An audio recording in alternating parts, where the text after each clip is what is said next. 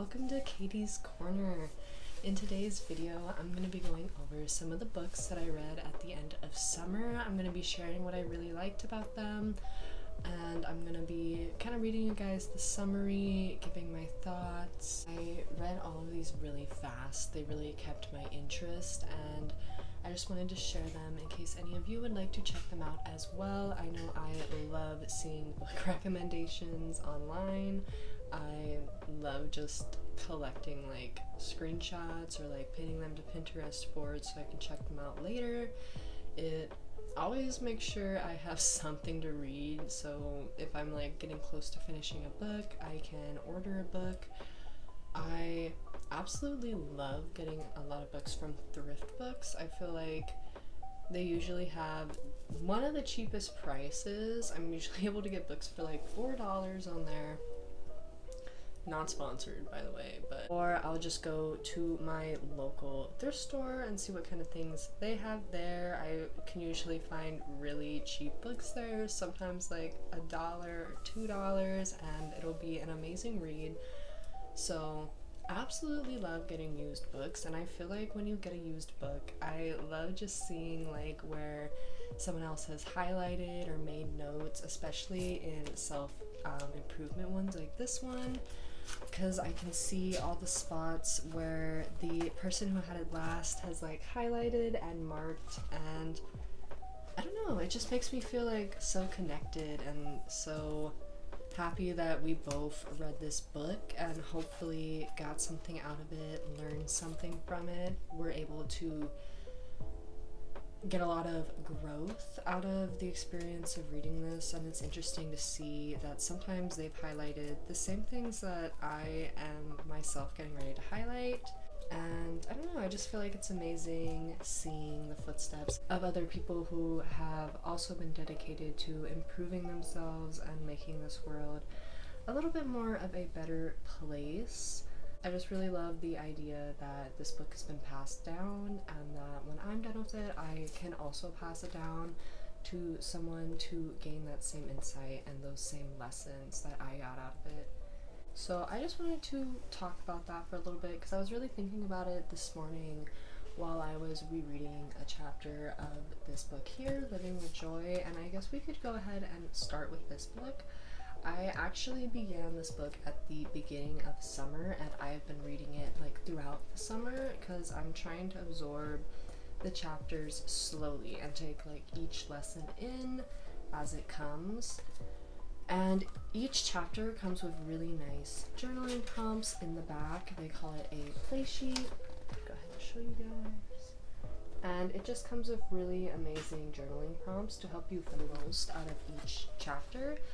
And I really feel like this book has helped me a lot. It has really opened me up to love and truly what it means to raise your vibration and live from joy and live from love.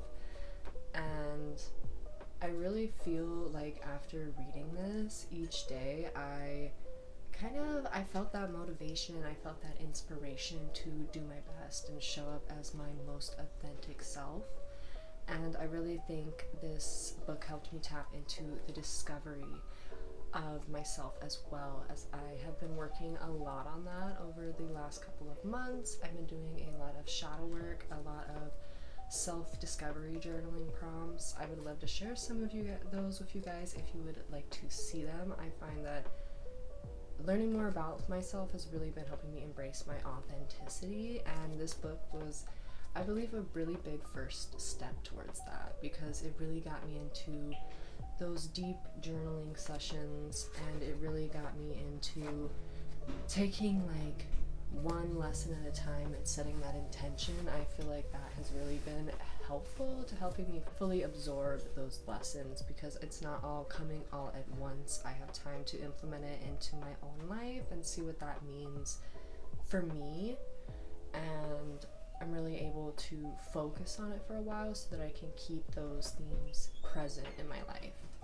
And for you, it may be helpful to do one chapter a day, one chapter a week, whatever works for you, but I really do feel like you and anyone you know could benefit from this book. So this one would probably be at the top of my list to check out. This is the only self-improvement book that I am going to mention for this video. The rest of them are going to be fiction, fun type books, which is usually a lot of what I read for summer. I did pick up this one and it kind of like covered my self-improvement reading for those months, so hopefully now I can pick up some new ones. I do have my eye on quite a few that I'm trying to kind of narrow down and decide which ones I want to start with. The full title is Living with Joy, Keys to Personal Power and Spiritual Transformation by Sanaya Roman. I really enjoy the way this book goes over things. It goes over them really from a position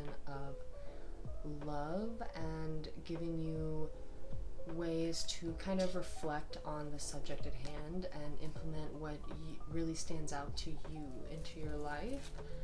And I feel like most of the time when I was reading, the journaling prompts, at least for me, really fit into what I was experiencing that week or what I really needed to focus on. I really felt like it was really aligned with my journey while I was reading this book. This is the one I have finished most recently.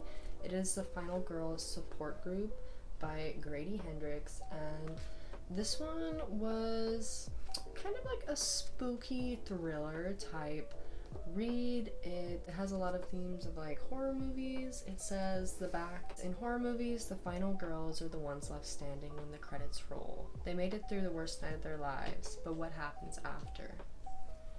And then the actual description is from chainsaws to summer camp slayers. Grady Hendrix's fast-paced and wickedly humorous thriller, The Final Girl Support Group, pays tribute to and slyly subverts our most popular horror films. Movies like The Texas Chainsaw Massacre, A Nightmare on Elm Street, and Scream. Excuse me, Bella. Can you not? Lynette Tarkington is a real final girl who survived a massacre. For more than a decade, she's been meeting with 5 other final girls and their therapist in a support group for those who endured the unthinkable, working to put their lives back together. Then one woman misses a meeting and Lynette's worst fears are realized. Someone knows about the group and is determined to rip their lives apart again, piece by piece. But the thing about final girls is that no matter how bad the odds, how dark the night, how sharp the knife, they will never, ever give up. So this one was pretty spooky. It was definitely a thriller. I could never guess the ending. So that was a really big plot twist at the end. It definitely has a lot of suspense and a lot of things that are unexpected, and it really keeps you on your toes. It has these little kind of like notes at the end of each chapter. They're all about different things. Some of them are like articles about like horror movies. Others are like testimonies that the author has wrote to go with the girls' stories in the book. They have newspaper clippings, and I just felt like that kept it really exciting. It gives you like last little clue so you can kind of piece stuff together on your own. This book was pretty fast-paced. I felt like the beginning of the book, it took me a little bit to get into, but once I was into it, I could barely put it down. I was taking it to work to read on like my 10-minute breaks, and it was definitely keeping me up late at night reading. I just really wanted to know what was going on. If you like thriller books, like I definitely do, especially as fall is coming up at October. I definitely know we're going to be doing some spooky reads for October for book club, so I am really excited for that. So definitely check this one out if you enjoy a good thriller. I'm gonna go ahead and go over the other thriller that I read at the end of summer here. This one, I didn't take the sticker off of this one, but it's from Target. This one is Then She Was Gone by Jewell, and this one was so suspenseful, so heartbreaking. It really invoked a lot of emotion for me. Honestly, some parts of the book were like really hard for me to read, but I also couldn't put it down because I had to know what was going on. I finished this whole book in a weekend, and I probably would have finished it in a day if I wasn't trying to pace myself, because we read this for book club and I didn't want to finish way too early before everyone was done with it. But luckily, it had the same effect, and we were able to meet for the club about a week later after we had started this book. So this one is definitely a fast-paced read, very suspenseful, really keeps you on your toes, and it's really something that you can kind of solve the mystery in your head along with the book, and I feel like that always keeps me interested in a thriller or suspense book. I'm going to go ahead and read the back for you guys so you can really see like what it's about. Ellie Mack was the perfect daughter, and then she was gone. 10 years after Ellie's disappearance, her mother, Laurel Mack, is trying to put her life back together when she meets an unexpectedly charming man in a cafe. Before she knows it, she's meeting Floyd's daughters, and his youngest, Poppy, takes Laurel's breath away. Because the eerily precocious? I'm not sure if I pronounced that correctly, but I hope I did. Poppy is the spitting image of Ellie, and now the unanswered questions she tried so hard to put to rest began haunting Laurel anew. Where did Ellie go? Did she run away from home, as the police have long suspected, or did something more sinister happen? A haunting page-turner of sheer perfection. Then She Was Gone is a gripping and emotionally resonant tale of one mother's quest to uncover the clues she failed to recognize and finally discover the truth of what happened to her daughter. And this book is really well written. It comes with book club questions in the back, which I really enjoyed doing after reading this book, because I definitely, this is a book that you want to talk about when you finish it. Like, I could not wait for my friend to finish reading it so I could start talking to her about it, because I was like, oh my goodness, this was so much more intriguing than I had expected. It goes from different points of view, so it actually tells some of it from Ellie's point of view, the girl who was kidnapped. It tells most of it from her mother's point of view, Laurel, but then it also includes point of views from two other characters that definitely added a lot to the book. I feel like it really gave like an inside view on what those characters were thinking. Another good suspense slash thriller book. This is The Stand-In by Lily Chu, and this one was definitely a much needed lighthearted read. We read it for book club after we read Then She Was Gone, so it was a good change of pace after having to read a book that like invoked so much emotion and like a reaction like in me. This one was nice to kind of relax and have like just have a really nice worry-free summer read. The most that happened in this book was just some drama, but definitely had a nice little plot twist at the end that kept me interested.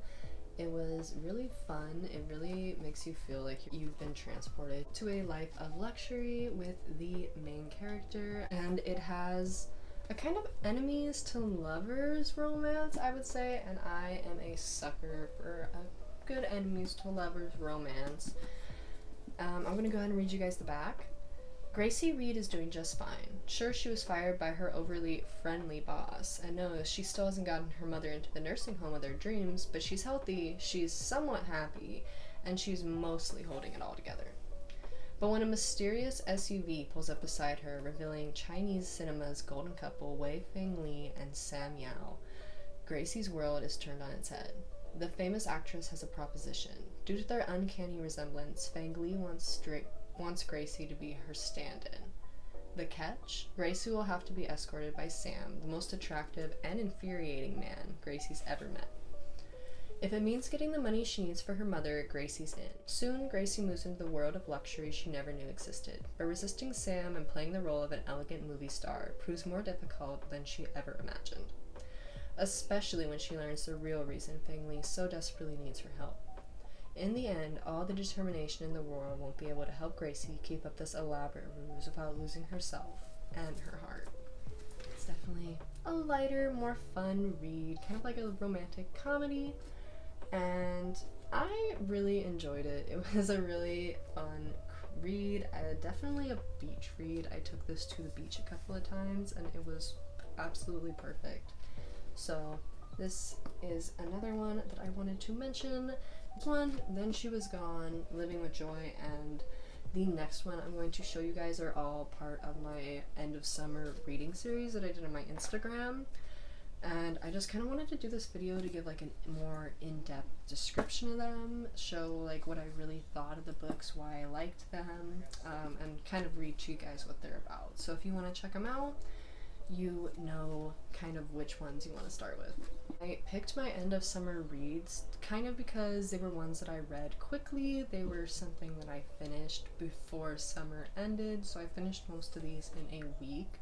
Definitely like good, interesting, fast-paced books, so I wanted to share them with you guys if you're looking for something to read kind of quickly towards the end of summer here. By the time this video goes up, I believe it's already going to be September. This one is An Honest Lie by Tarryn Fisher, and this one was not what I expected at all. It definitely caught me off guard, but it was so interesting, and I don't know, just really kind of, this is the book that made me want to get like a book club together, because it comes with book club questions, and when I finished it I was like, oh my goodness, I really want to answer these questions with someone, because I felt like I said, it was just so unexpected. There was a lot of plot twists, a lot of like uncovering that you were doing. There's two points of view, from her back then, and then there's from her point of view now. And let me just say, I didn't expect this book to involve a cult, but it does indeed involve that. Let's go ahead and read the back so you guys can have like a better view of what's going on in the book. It says, Rainey lives at the top of Tiger Mountain. Remote, moody, cloistered in pine trees and fog. It's a sanctuary, a new life. She can hide from the disturbing past she wants to forget, if she's allowed to. When Rainey reluctantly agrees to a girls' weekend in Vegas, she's prepared for an exhausting parade of shots and slot machines. But after a wild night, her friend Braith doesn't come back to the hotel room. And then Rainey gets the text message sent from Braith's phone. Someone has her, but Rainey is who they really want, and Rainey knows why. What follows is a twisted, shocking journey on the knife edge of life and death. If Rainey wants to save Braith and herself, the only way is to step back into the past. So, definitely another thriller. This one was pretty intense. Another one that kept me on my toes. Definitely a fast read, and something I would recommend if you're into thrillers. It's another one that's kind of fun to like piece together as you go before you get that final conclusion. Like in the book, it's nice to kind of piece it together with the then and now and try to make your own theories on what's going on. So I have to recommend this one. A lot of these I got from Target because they have a lot of cheap books, and it's really easy for me to just go in there and buy a book when I finish one. I feel like they have some pretty good books, and they also have a lot of books that have the book club questions, which is nice. And the last book I want to mention to you guys is House of Hollow by Krystal Sutherland. And I love the cover of this one. First of all, this is so freaking cute. I like this quote kind of on the front, like it kind of caught my attention when I saw the book, like the cover as well. But it says, this haunting modern fairy tale will wrap you up like a glittering fog before going for your throat. And I love this even more after reading the book, because honestly, it really relates to like the characters in the book. I'm gonna go ahead and read the back first before I talk about it, so that you guys have an idea of what it's about. Iris Hollow and her two older sisters are unquestionably strange. As children, they disappeared on a Scottish city street, only to return a month later with no memory of where they'd been or what had happened to them. More troubling, their appearance began to change, their blue eyes now black, their dark hair now white, and as they grow older, odd, eerie occurrences seem to follow in their wake. People find them disturbingly intoxicating, unbearably beautiful, and inexplicably dangerous. Now, 17-year-old Iris is doing all she can to fit in and graduate high school on time, something her two famous, glamorous, globe-trotting older sisters, Gray and Vivi, never managed to do. But when Gray goes missing, leaving behind bizarre clues as to her whereabouts, Iris and Vivi are left to find her. But they aren't the only ones looking. As they brush against the supernatural, Iris quickly realizes that the story she's been told about their past is unraveling, and the world that returned them seemingly unharmed 10 years ago might just be calling them back. This had a much darker twist at the end than I had anticipated, but I absolutely was so interested in it. It's another one that keeps you on your toes. I've come to find that I really enjoy books that have a lot of suspense and like plot twists and I don't know, just a lot kind of going on, a lot of like things you can piece together yourself. I like having that creativity aspect of reading where you can kind of brainstorm what you think is going to happen. And this one is so intriguing. It truly was like a modern fairy tale, especially because of the way it ended up being darker than I anticipated. It felt like a real fairy tale, like the Grimm fairy tales. And other ones like that, where like we've kind of sugar-coated them for media, but if you go and read the actual story, you're kind of like, oh, yikes, okay. So interesting trying to figure out what really happened to the three girls. Their disappearance is so intriguing. They literally just disappeared, like while their mother is there off of the street. So this is the last one I had wanted to bring up. I absolutely loved this one. It was so good. I really went through it a lot faster than I thought I would, and I feel like if I was to do this one for book club, I would definitely have a lot to say about it. It definitely made me think, kept me thinking creatively, and kept me on my toes. So I really enjoyed that. And those are all the books that I read at the end of summer. I hope you guys enjoyed. I'm going to be doing another video, like another book type video soon, because I want to do books that I want to read for October. I'm going to start stockpiling, maybe do a thrift books order, and I want to include all of that for you guys, because you know, I love books, and I'm sure that this can reach somebody who also would benefit from reading these books. That is all the books I wanted to show you, so thank you so much for joining me with this. If you want to check out my summer reading series, the end of summer reading series, I'll have my Instagram linked down below in the description box so that you can check that out. Thank you for tuning in to look at these books.